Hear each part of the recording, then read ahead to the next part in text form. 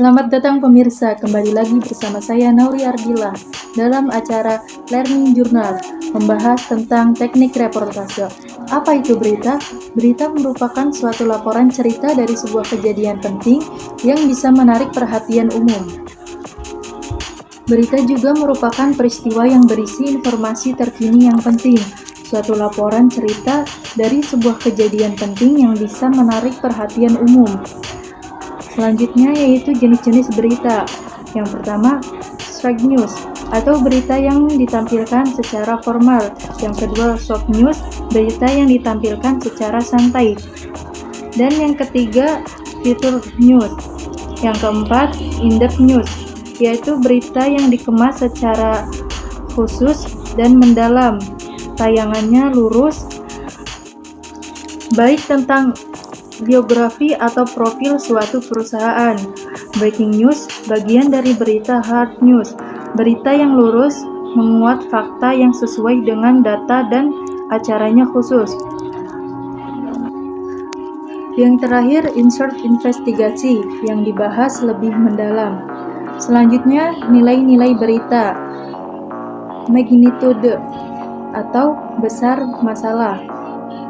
Proximity atau kepekaan terhadap lingkungan sekitar suatu berita. Yang ketiga, aktual. Berita harus baru dan terkini. Selanjutnya, impact, dampak dari suatu berita. Selanjutnya, unusualness, yaitu tidak biasa atau sesuatu yang aneh. Kemudian, human interest, membuat ketertarikan. Selanjutnya, konflik, orang yang berseteru atau permasalahan dua orang atau lebih. Kemudian, surprising, berita yang mengejutkan masyarakat. Selanjutnya, seks dan information, syarat-syarat berita. Yang pertama itu aktual, yang kedua faktual atau berdasarkan fakta. Yang selanjutnya penting, menarik, dan seimbang.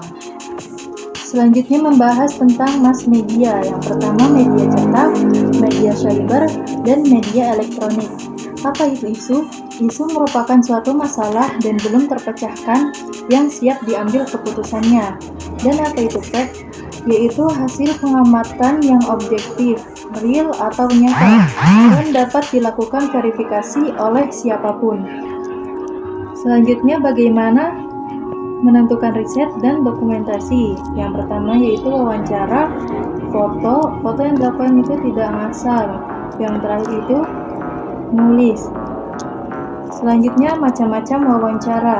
Yang pertama wawancara tertutup, yang kedua wawancara terbuka, yang ketiga wawancara konferensi, yang keempat wawancara kelompok, yang kelima wawancara individual, yang keenam wawancara terpimpin, dan yang terakhir wawancara bebas.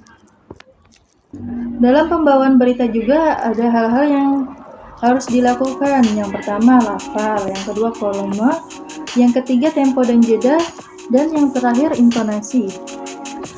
Kemudian apa itu reportase? Reportase dapat diartikan sebagai proses pengumpulan data yang digunakan untuk penulisan atau pembuatan karya jurnalistik. Objek pengumpulan data tersebut dapat berupa manusia, makhluk hidup selain manusia, buku-buku, tempat bersejarah, dan sebagainya. Suatu reportase disebut sebagai wawancara jika objek yang diwawancarainya adalah manusia. Proses reportase. Yang pertama reportase, pelaporan, dan pemberitaan. Berkaitan erat dengan suatu kasus atau kejadian atau peristiwa yang terjadi, sedang terjadi, atau akan terjadi. Media penyampaian bisa berupa media cetak, koran atau majalah, dan lain-lain, ataupun media elektronik seperti televisi, radio, internet, dan lain-lain. Selanjutnya yaitu bagaimana reportase dilakukan. Yang pertama, praproduksi, yang kedua produksi. Bagaimana reportase dilakukan? Yang pertama, praproduksi, yang kedua produksi, dan yang ketiga pasca produksi. Selanjutnya yaitu pengertian praproduksi. Yang pertama, perencanaan liputan, yaitu segala macam aktivitas merancang, mendesain liputan jurnalistik. Yang kedua, rapat perencanaan liputan atau rapat proyeksi, dipimpin oleh penanggung jawab media. Jika cetak, dipimpin redaksi, dibantu dengan redaktur. Jika di televisi, dikepalai oleh produser dan asisten produser atau pemangku program yang bersangkutan. Tujuan dari praproduksi yaitu menghasilkan liputan yang berkualitas, koordinasi kebijakan redaksional, memberikan arahan dalam rapat ini ditentukan topik yang hendak diliput, tim atau individu, job desk, angle liputan ditentukan, dan narasumber yang diwawancarai.